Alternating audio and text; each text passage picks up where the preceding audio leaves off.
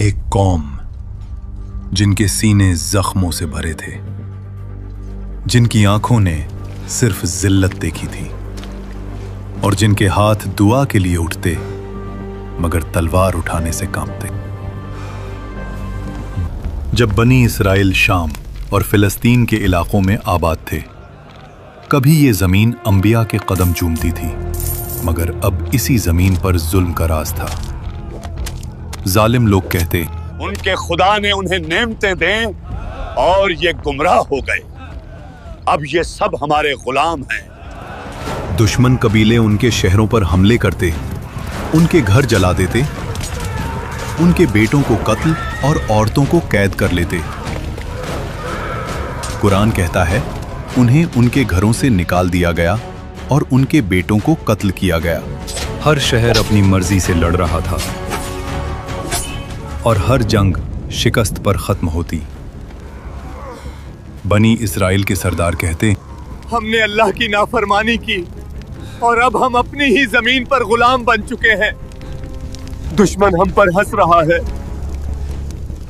और फिर उन्होंने अपने नबी समूएल अलैहिस्सलाम के पास जाकर कहा, हमारे लिए एक बादशाह मुकर्रर कर दे ताकि हम अल्लाह की राह में लड़ सके।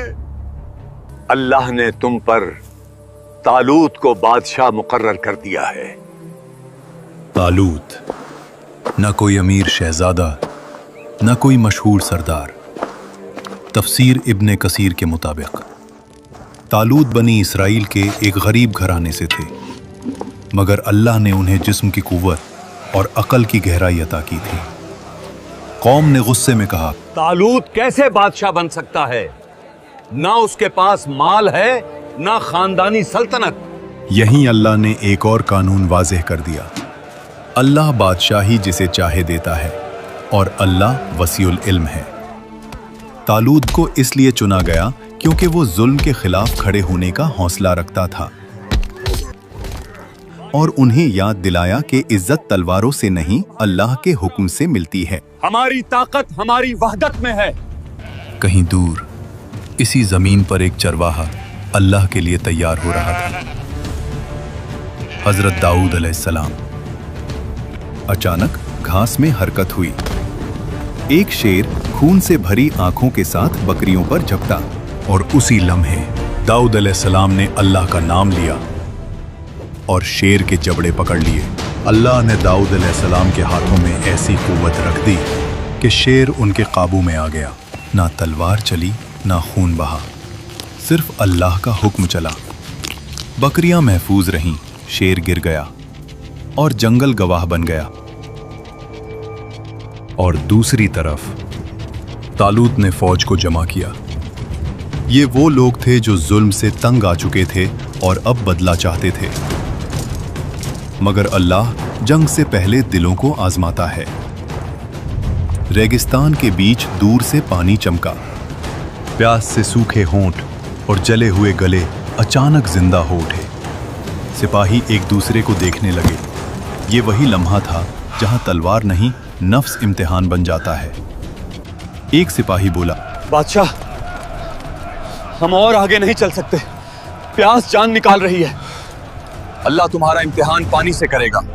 जो ज्यादा पिएगा वो मेरा साथी नहीं होगा। सिर्फ एक हाथ भर की इजाजत है। लफ्ज सख्त थे, मगर प्यास उससे ज्यादा सख्त थी। कुछ सिपाही रुके, कुछ ने कदम पीछे लिए, मगर अक्सर नहर की तरफ दौड़ पड़े। हाथ पानी में गए, होंठ पानी से भरे। लोग झुक झुक कर पीने लगे, जैसे जिंदगी इसी नहर में हो। और इसी लम्हे उनका यकीन पानी के साथ बह गया।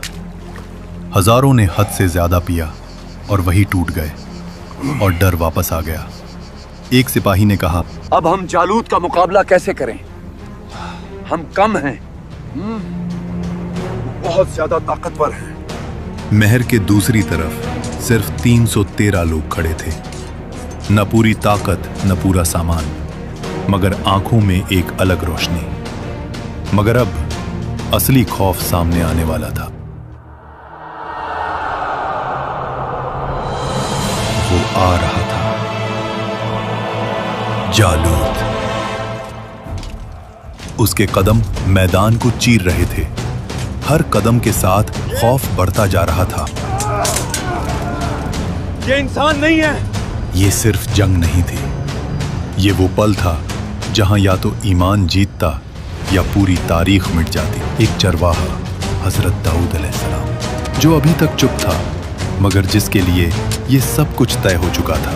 और फिर मैदान पर गिरता हुआ साया दिखा। जालूत, लोहे का पहाड़, उसके कदम से हर चीज हिली।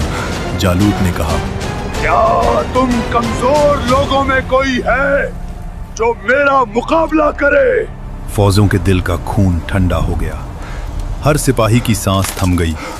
एक सिपाही ने घबराहट में कहा, बादशाह,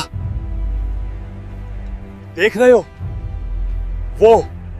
और उन्होंने दुश्मन का मुकाबला किया। हजरत दाऊद अलैहिस्सलाम की बहादुरी से सब सिपाहियों को हिम्मत मिली। उस दिन उन 313 ने तारीख में अपना सफा जोड़ दिया। जालूत की फौज भाग निकलती है और दाऊद अलैहिस्सलाम, जो एक चरवाहे थे, जो सिर्फ अल्लाह पर यकीन रखते थे, आज बादशाह बन गया।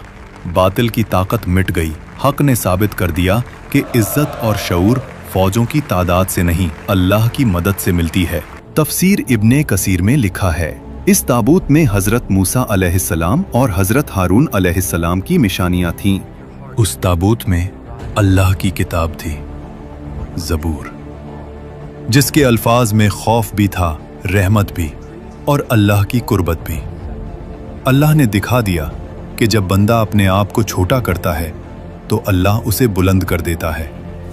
एक चरवाहा, एक नबी, एक बादशाह और एक मिसाल जो कयामत तक जिंदा रहेगी।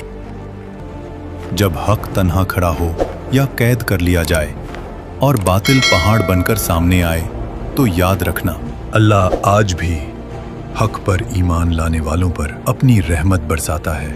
और ये रहमत ना तो कोई कुर्सी है, ना कोई ओहदा और ना ही दौलत।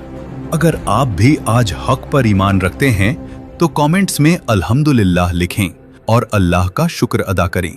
लाइक और सब्सक्राइब करना मत भूलिएगा।